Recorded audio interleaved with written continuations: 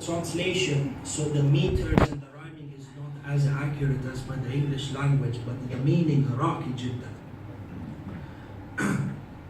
The poet goes on to say, he says, from the time Abbas opened his eyes in the arms of his master Hussein, Abbas could not be separated from Hussein. Abbas lived his entire life as the shadow of Hussein. On the day of Ashura, Abbas enters into the battlefield valiantly, smiling at the face of death, while others saw the face of death in Abbas. Abbas is the one who fought on the battlefield, protected and defended his brother until his arms were severed. Even death was not able to separate Abbas from Hussein. Even death was not able to separate Abbas from Hussein. Just as the haram of Abbas cannot be separated from the haram of Hussein, in the same way that Safa can never be separated from the mountain of Marwa.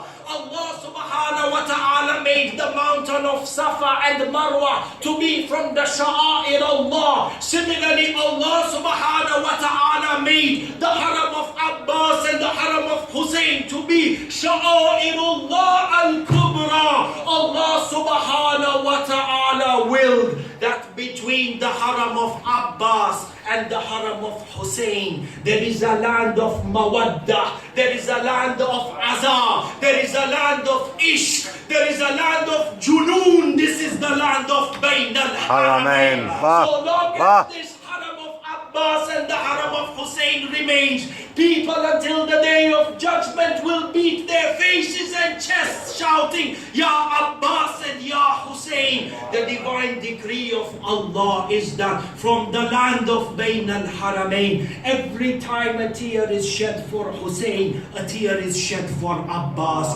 It is the divine decree that from Bayn al-Haramain, so long as there is a chant Ya Hussein, it will be accompanied with a chant Ya Abbas. The decree of Allah is that Abbas can never be separated from Hussein. Ya Allah, Ya Allah, we pray Allah subhanahu wa ta'ala